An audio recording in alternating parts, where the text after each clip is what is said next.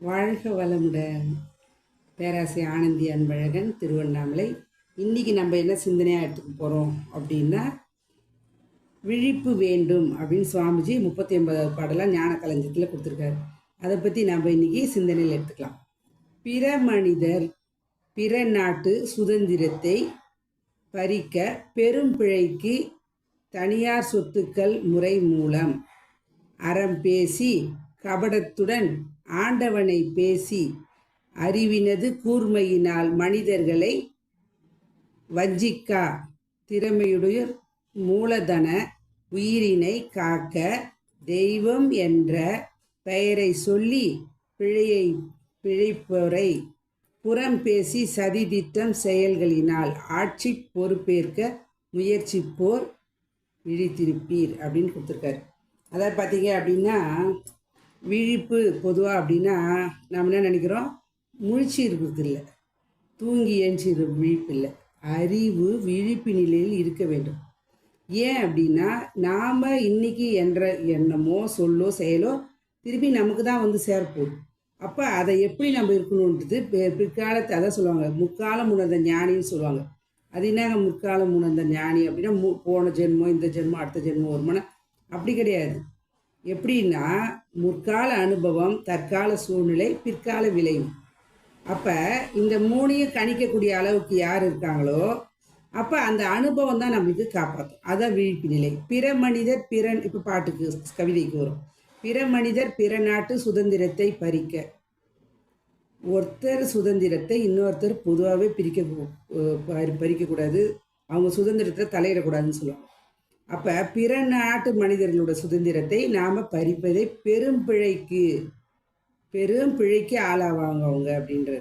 அப்போ தனியார் சொத்துரிமை மூலம் அது இல்லாத பார்த்தீங்க அப்படின்னா, தனியாராக இருக்காங்க, தனியார் வந்து நிறைய சொத்து வச்சுருக்காங்க அப்படின்னா அவங்களும் சம்பாதிப்பாங்க, சமுதாயத்துக்கு கொடுப்பாங்க, அது நம்ம பார்க்கணும். ஆனால் சில பேர் என்ன பண்ணுவாங்க, தனியார் சொத்து வச்சுருக்காங்க அப்படின்னு நினச்சிட்ருக்கோம். அப்போ தனியார் சொத்துரிமை மூலம் அறம் பேசி கபடத்துடன், அவங்கக்கிட்ட பார்த்திங்கன்னா நல்லவங்க மாதிரி, நான் ரொம்ப நல்லவங்க, ஒழுக்கம் கடமை. சில பேர் பார்த்திங்கன்னா சொல்கிறது ஒன்று செய்கிறது ஒன்றா இருக்கும். அப்படிலாம் இருக்கக்கூடாது. அது மனவள கலையில் இருக்க மாட்டாங்க, அப்படி இருக்கணும். ஏன் அப்படின்னா, என்ன எண்ணம் சொல் செயல், சுவாமி சொல்ல 3 ஒரே நேர்கோட்டில் இருக்கணும். ஆரம்பத்தில் பிடிப்படாது.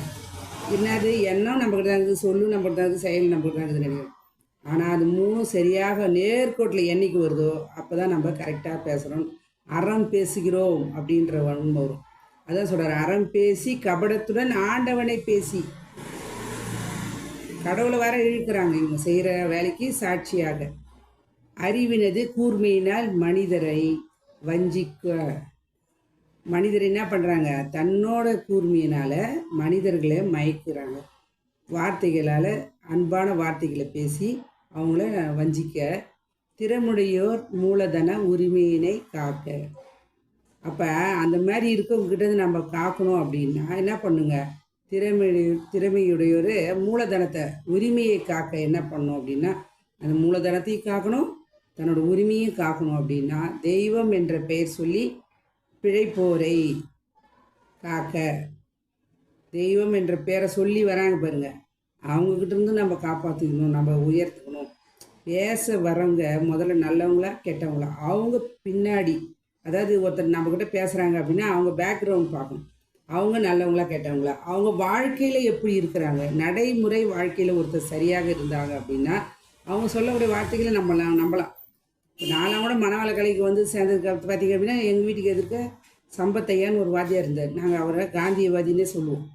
அவர் சொன்னார், ஏன்னா அவர் அப்படி நடந்துப்பார், அதனால் நாங்கள் வந்தோம். அம்மாவும் அந்த இது வாத்தியார் பெம்மான்னு சொல்லுவோம் அவங்கள, அம்மாவும் ஐயாவும் சொன்னதாக தான் நாங்கள் மன்றத்துக்கு வந்தோம். அப்போ பெயரை, அவங்க தெய்வம் என்ற பெயரை சொல்லி, இது எதுக்கு சொல்ல வந்தோன்னா, ஒருத்தர் சொல்கிறாங்க நம்மக்கிட்ட பேசுகிறாங்கன்னா அவங்க வாழ்க்கையில் எப்படி நடைமுறை வாழ்க்கையில் இருக்கிறாங்கன்றதை நம்ம புரிஞ்சுக்கிட்டோம் அப்படின்னா அவங்க சொல்கிறத நம்ம நம்பலாம். இல்லை அப்படின்னா புறம் பேசி சதி திட்டம் செயல்களினால். புறம் பேசி இங்கே ஒன்று பேசுவாங்க, பின்னாடி ஒன்று பேசுவாங்க. சதி திட்ட செயல்களினால் ஆட்சியில் பொறுப்பேற்க முயற்சிப்போம். அவங்க சின்ன சின்ன தவறுகள் தான் நாம் செய்யக்கூடிய, நாம் ஏமாளின்னு தான் சொல்லணும். அது அவங்கக்கிட்ட நம்ம ஏமாந்துட்டோம் அப்படின்னு தான் சொல்ல முடியும். அப்போ செய்யும் அவங்க தவறுகள் என்ன பண்ணுறாங்க, கொஞ்சம் கொஞ்சமாக உயர்ந்து பொறுப்பேற்ப முயற்சி எடுப்பார் ஆட்சியில். அப்போ விழித்திருப்பி. அப்போ அறிவு யார் ஒருத்தர் நல்லவங்க சமுதாயத்துக்கு செய்வாங்க. கர்ம வீரர் காமராஜர் இதுக்கு பேர் வச்சாங்க. எதிர்பார்க்கறதே கிடையாது. வீட்டுக்கு குழா போட்டதுக்கே வேண்டாம், எல்லாரும் பிடிக்கக்கூடிய தெருக்குழாயில் தான் போய் தண்ணி பிடிச்சிட்டு வருவோம்னு சொன்னாருங்க. அப்படிலாம் வாழ்ந்த மகான். 2 சட்டையை வச்சுருந்தார். அப்துல் கலாமும் அப்படி தான் வாழ்ந்தார் இந்த காலகட்டத்தில். இதுக்கு சில பேர் வாழ்ந்திருக்காங்க. அவங்க வாழ்க்கையில் பயன்படுத்தக்கூடிய கூட இருக்கக்கூடிய அனுபவசாலிகள் இருக்கும்போது அவங்களாம் வந்து பார்த்திங்கன்னா இன்றைக்கி சமுதாயத்தில் அடுத்த ஜெனரேஷனை நல்ல விதத்தில் எடுத்துகிட்டு போவாங்க. அந்த நிலையில் நம்ம அறிவை அது எப்படி விழிப்பு நிலை வரும்னா தியானம் தியானம் தியானம். ஏங்க நான் தியானம் எடுத்துக்கல, என்னங்க பண்ணுறது? அருகாமையில் இருக்கக்கூட வாழ்கம்னு சொல்லுங்கள். மனவளக்கலைன்னு சொன்னால் கூட நிறைய பேர் தெரியாது. வாழ்கம்னு சொன்னாவே தெரியும். தியானம் எடுத்துக்குங்க. வீட்டில் விளக்கு ஏற்றுங்க, சாமி கும்பிடுங்க. ஒரு 10 நிமிஷம் நீங்கள் கண்ணை மூடி உட்கார்ந்தாவே உங்களோட மனம் தியான நிலைக்கு செல்லும். அந்த நிலையில் நம்ம மனதை பக்குவப்படுத்திட்டோம் அப்படின்னா அறிவே ஆட்டோமேட்டிக்காக விழிப்பு நிலையில் வரும். அந்த நிலையில் அறிவை விழிப்பு நிலையோடு வைத்து வாழ்க்கையில் எல்லா வகையிலும் அமைதி வெற்றி உயர்வு பெற இந்த ஒரு வாய்ப்பை நாம் பயன்படுத்தி கொள்வோம். இதுகாலம் செய்யும் எடுத்த அனைத்து அன்பு உள்ளங்களுக்கும் இறைநிலைக்கும் குருவர்களுக்கும் இந்த வாய்ப்பை கொடுத்த அனைத்து அன்பு உள்ளங்களுக்கும் நன்றி நன்றி நன்றி. மீண்டும் அடுத்த ஒரு கவிதையோடு சந்திப்போம், சிந்திப்போம். வாழ்க வளமுடன்.